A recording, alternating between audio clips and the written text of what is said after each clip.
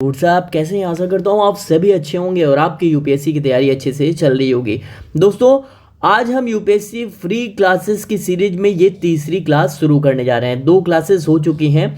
मैं अभी क्लासेस इसको स्टार्ट करता हूँ, लेकिन उससे पहले कुछ जानकारी आपके साथ शेयर कर दूँ।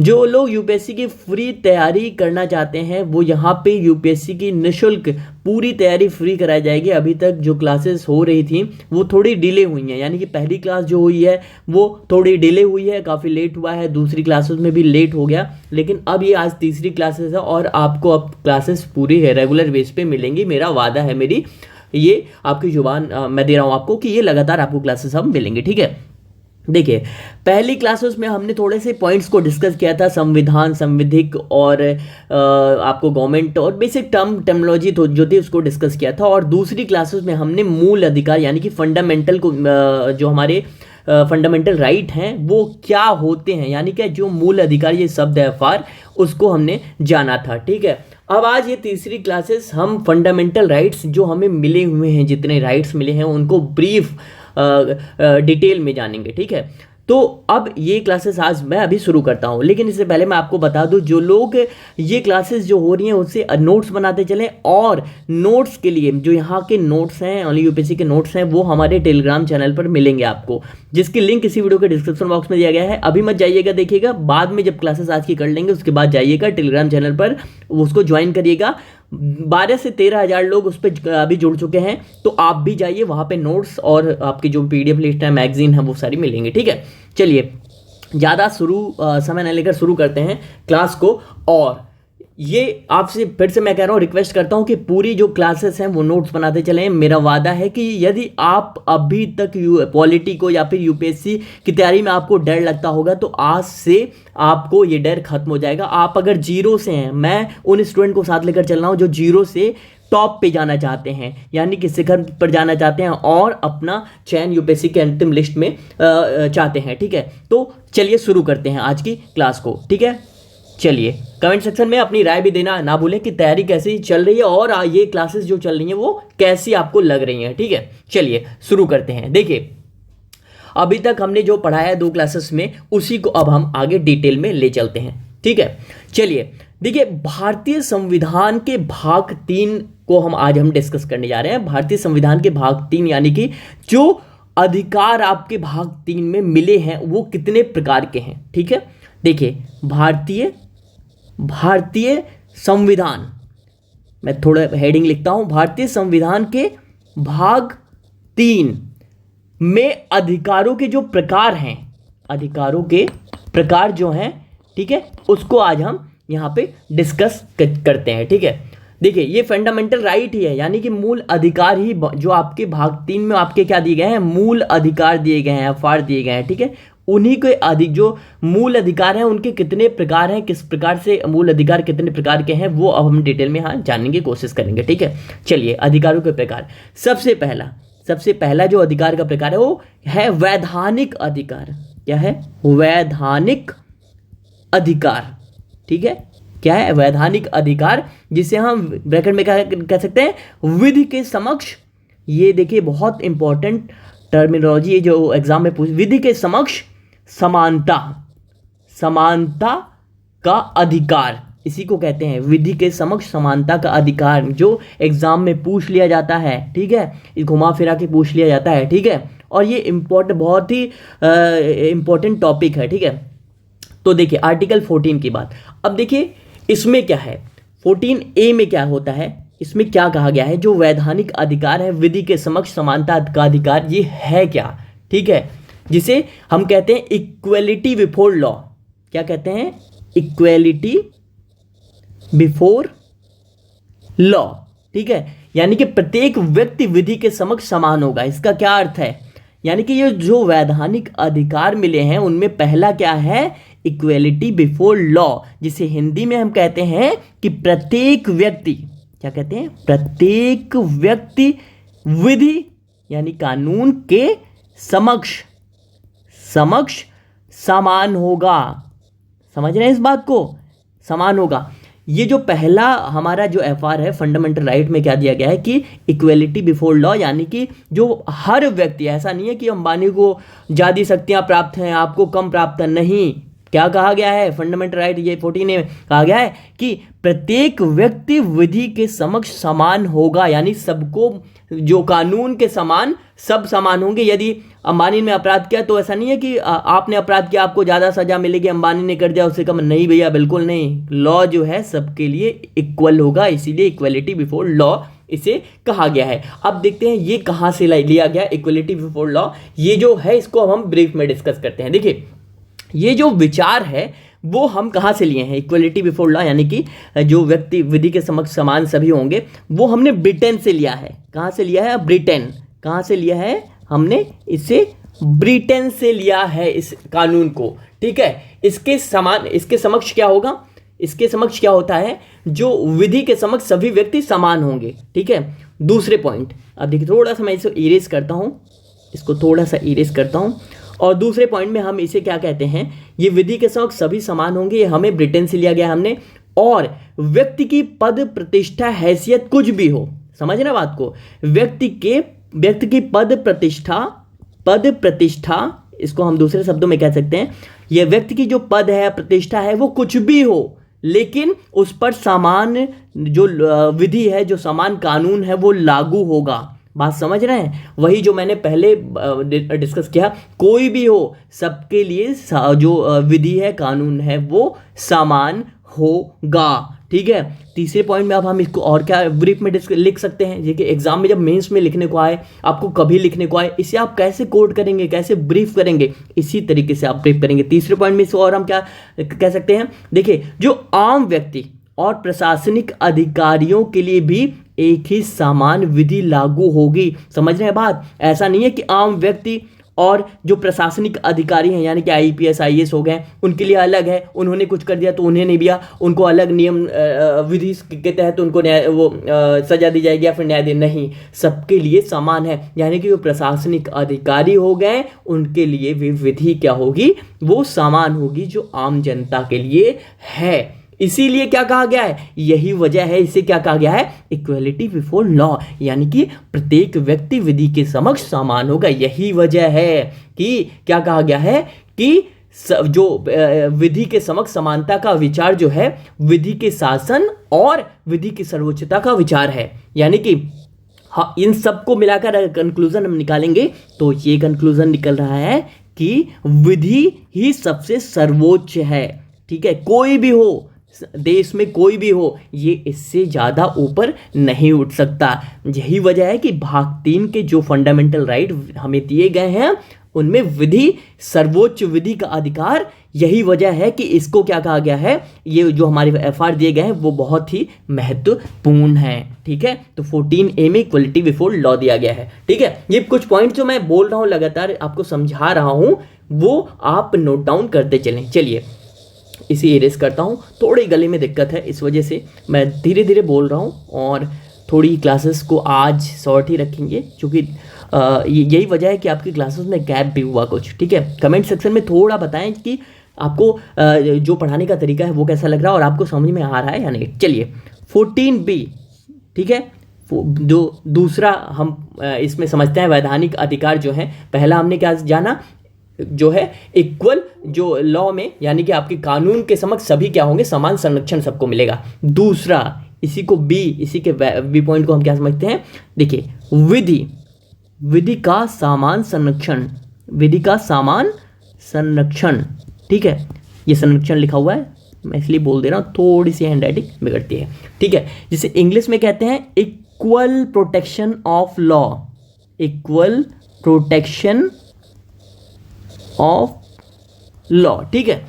अब ये जो विधि का समान संरक्षण है, देखिए ये जो दोनों पॉइंट है, पहला मैंने डिस्कस किया और दूसरा जो डिस्कस, इसमें कंफ्यूजन हो जाता है लोगों को। विधि का समान संरक्षण, इसका क्या अर्थ है, इक्वल प्रोटेक्शन ऑफ लॉ और इक्वलिटी बिफोर लॉ, ठीक है। जो पहला हमने डिस्कस किया वो इक्वलिटी बिफोर लॉ, यानी कि प्रत्येक व्यक्ति विधि के समक्ष समान होंगे, ठीक है, यानी कि सबको सेम राइट होंगे। और दूसरा क्या है, विधि का समान संरक्षण, यानी कि इक्वल प्रोटेक्शन ऑफ लॉ। अब देखिए इसमें क्या होता है, ये देखिए, ये सबसे पहले पॉइंट में हम जानते हैं ये हमने कहाँ से लिया, ये पूछ लेते हैं छोटे छोटे एग्जाम, जैसे पीसीएस का एग्जाम आप देते हैं, UP PCS, MP PCS, Rajasthan, कभी छोटे छोटे एग्जाम्स में पूछ लिया जाता है, ठीक है। ये कहाँ से लिया गया है, ये बेसिक की टर्मिनोलॉजी पूछी, ये अमेरिका से लिया गया है। कहाँ से लिया गया है, ये जो कानून है हमने कहाँ से लिया है, अमेरिका से लिया है। कहाँ से लिया है, अमेरिका से। एसएससी वाले एग्जाम में भी पूछ लिया जाता है कभी कभी, ठीक है। ये तो क्या है, यह अमेरिका विधि से लिया गया है, विचार है, ठीक है। ये जो विचार है वो हम अमेरिका से हमने लिया है। सामान्य संरक्षण का अभिप्राय क्या होता है, अभी हम जानते हैं। देखिए, समाज के अंतिम जो वंचित लोग हैं उनको भी संरक्षण मिले, समझ रहे हैं इस बात को। जो समाज के वंचित लोग हैं, वंचित लोग, उनको भी क्या मिले, उनको भी संरक्षण मिले, समझ रहे हैं। उनको भी प्रोटेक्शन के तहत उनको भी प्रोटेक्ट किया जाए। वंचित लोग जैसे जो समाज की मुख्य धारा में नहीं है, बहुत से ऐसे लोग हैं जिनको अपने राइट्स नहीं पता, वंचित है समाज। देखिए, जिनको अपने राइट्स पता होते हैं उन्हें तो भैया ठीक है, वो जिनके पास पैसे हैं और जो लोग पढ़ लिए हैं उनको तो अपने राइट्स पता हो जाते हैं, लेकिन बहुत से समाज में भारत की बहुत बड़ी आबादी ऐसी है जो वंचित वर्ग में आती है, उनको संरक्षण कहाँ से मिलेगा। तो भैया, विधि का समान संरक्षण उनके लिए भी मुख्यतः है कि वंचित लोगों का संरक्षण, ये इसका क्या है, इसका अभिप्राय निकलता है कि समाज के वंचित लोगों का क्या किया जाए, लोगों को संरक्षण दिया जाए, ठीक है।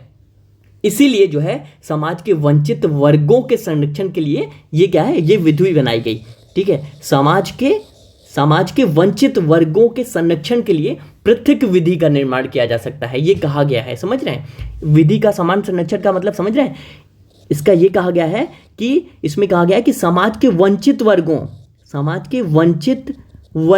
जो समाज के वंचित वर्ग हैं उनके संरक्षण के लिए क्या कहा गया है, उनके संरक्षण के लिए ऐसी पृथक विधि भी बनाई जा सकती है, यानी अलग विधि भी बनाई जा सकती है। अब देखिए, इसको मैं एग्जांपल देके समझाता हूं। पृथक विधि मतलब कुछ अलग नियम भी बनाए जा सकते हैं, किसके लिए, समाज के वंचित वर्ग के लिए। अब देखिए, रिजर्वेशन का मामला देख सकते हैं, महिलाओं को आरक्षण देने की मामला देख सकते हैं, ओबीसी को, ये क्या है, ये विधि तो है, कानून बना के उन्हें क्या रिजर्वेशन दिया गया है, ये अलग, ऐसा नहीं। देखिए, मैंने अभी पहले में क्या कहा कि सबको, अंबानी है, आप आम आदमी है, सबको समान क्या मिलेगा, इक्वल, उनको लॉ के समक्ष वो क्या होंगे, दोनों समान होंगे। लेकिन वहीं दूसरे पॉइंट में ये भी कहा गया है कि जो समाज के वंचित वर्ग हैं उनके लिए एक अलग कानून भी बनाया जा सकता है। क्यों बनाया जा सकता है, जैसे एक बहुत गरीब तबका है, बहुत एससी कैटेगरी है, एसटी कैटेगरी है, महिलाएं हैं जो समाज की मुख्य धारा में जिनको अवसर नहीं मिला, उनको अवसर देने के लिए वंचित वर्गों के लिए एक अलग विधि भी बनाई जा सकती है। अब इसके लिए आप फाइट नहीं कर सकते हो कि भैया जो समाज की मुख्य धारा महिलाएं हैं, वंचित एससी हैं, एसटी है, वंचित वर्ग है, उनको आप आरक्षण कैसे दे रहे हैं, आम आदमी जो मुख्य धारा में उनको नहीं। तो इसके तहत ये कानून में कहा गया है, एफआर में कहा गया है कि उनको क्या दिया जा सकता है, वंचित वर्गों के संरक्षण के लिए एक अलग विधि भी बनाई जा सकती है, ठीक है। अब देखिए, रिजर्वेशन, ये आपको समझ में आया, मुझे उम्मीद है कि आपको ये समझ में आ रहा होगा। चलिए दूसरे पॉइंट को यहीं पे डिस्कस करते हैं। इसी में देखिए, रिजर्वेशन मैंने अभी डिस्कस किया, एग्जांपल देखे ना रिजर्वेशन का, कि रिजर्वेशन इसी की उपज है, ठीक है।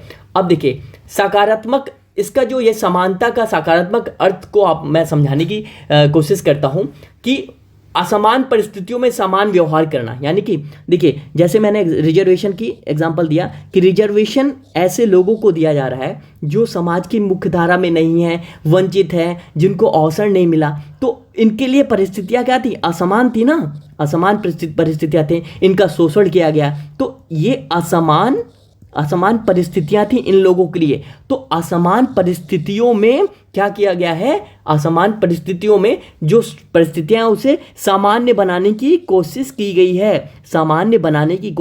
है, यही वजह है कि इनको रिजर्वेशन दिया गया, ठीक है। देखिए, जब भी आप मेंस का आंसर लिखते हो तो कभी कभी जब मेंस में आंसर लिखते हो तो रिजर्वेशन आरक्षण पे बात आती है, तो ये जो रिजर्वेशन या फिर आरक्षण है, ठीक है, रिजर्वेशन जो है वो आरक्षण को आप सकारात्मक कार्रवाई लिख सकते हैं, सकारात्मक कार्रवाई, रिजर्वेशन को आप सकारात्मक कार्यवाही लिखते हैं, ठीक है। इसको लिखेंगे रिजर्वेशन से अगर लिखने से बचना चाहते हैं, आरक्षण से लिखने से तो आरक्षण को हम सकारात्मक कार्रवाई भी कहते हैं। ठीक है, तो ये विधि का समान संरक्षण, इक्वल प्रोटेक्शन ऑफ लॉ है। ठीक है, अब देखिए, इसीलिए जो समानता के अंतर्गत जो भेदभाव किया जा सकता था वो कई लोग कहते हैं कि इसके अंतर्गत तो भेदभाव हो जाएगा, एक आदमी जो आम जन है उससे भेदभाव हो जाएगा। नहीं, ऐसा नहीं होता है।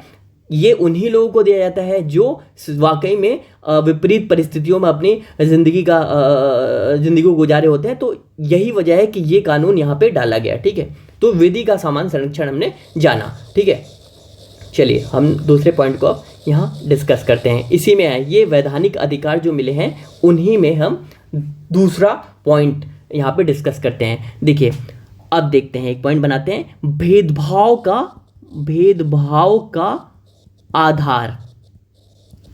अभी मैंने, देखिए, इस पॉइंट को मैं डिस्कस करने से पहले मैं बता दूं, अभी मैंने रिजर्वेशन आरक्षण की बात की गई ना, कि आरक्षण दिया जा सकता है। किसके तहत दिया जा सकता है? इक्वल प्रोटेक्शन ऑफ लॉ, यानी कि विधि का समान संरक्षण के तहत रिजर्वेशन दिया जाए। अब ये रिजर्वेशन, ये जो भेदभाव, यानी कि जो आम आदमी है और इधर एक कोई वंचित वर्ग वाला है, इधर क्या है? वंचित वर्ग का है। ठीक है, और ये आम आदमी है जिसके जो संपन्न आदमी है। ठीक है, संपन्न व्यक्ति इसको हम कह सकते हैं। ठीक है, तो भैया अब ये आम आदमी और ये वंचित वर्ग, अब ये भेदभाव का आधार भी तो होना चाहिए। क्यों रिजर्वेशन दिया जाए? उसका कुछ आधार भी होना चाहिए। तो भेदभाव का जो आधार है, क्यों दिया जा रहा है, किस आधार पे दिया जा सकता है, वो अब हम यहाँ डिस्कस करते हैं। ठीक है, चलिए भेदभाव का आधार डिस्कस करते हैं। चलिए देखिए, पहला हम क्या करते हैं, भौगोलिक आधार पर। समझ रहे हैं बात को? यानी कि ज्योग्राफिकल एरिया जो होती है वो डिपेंड करती है भौगोलिक आधार पर। पहला पॉइंट बनाते हैं, भौगोलिक आधार। अब देखिए, भौगोलिक आधार क्या है? भौगोलिक आधार पर भेदभाव किया जा सकता है। एग्जाम्पल के अर्थ पर मैं समझाना चाहता हूं।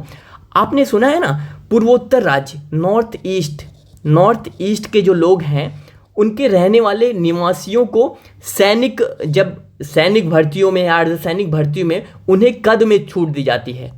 यानी कि उनकी हाइट में छूट दी जाती है। यानी कि मान लीजिए आप नॉर्थ यहाँ से जाते हैं, आप उत्तर भारत से जाते हैं, और वो लोग नॉर्थ ईस्ट से हैं, यानी कि वो पूर्वोत्तर राज्य के हैं। अब यहाँ पे जो नॉर्थ, हमारी हाइट जो उत्तर भारत के हैं या फिर और भारत में, उन लोगों की हाइट सामान्य होती है, लेकिन जो नॉर्थ ईस्ट वाले हैं उनकी हाइट थोड़ी सी कम होती है। तो या फिर उनसे सामान्यता कम होती है। तो सैनिक या अर्धसैनिक बलों में उन्हें भौगोलिक, यानी कि वो वहाँ पे रहते हैं, इसी आधार पर उनकी हाइट कम होती है। क्या है, कैसे? तो उस आधार पर क्या है, उन्हें भर्ती में छूट दी जाती है। क्या दी जाती है? भर्ती में, आधार पर उन्हें भर्ती में क्या दी जाती है? छूट दी जाती है। तो ये जो भेदभाव का आधार है, जैसे आप कहा जा सकता है ना कि आपने उन्हें हाइट में कैसे छूट दी, तो नहीं भैया। क्यों? क्योंकि भैया वो नॉर्थ ईस्ट से आते हैं। तो ये भौगोलिक आधार पर क्या हो सकता है? भेदभाव किया जा सकता है। मैंने पहले बताया ना कि भेदभाव नहीं किया जा सकता, सबको समान, विधि में सबको समान मिलता है। लेकिन क्या इसके तहत ये भी बताया गया है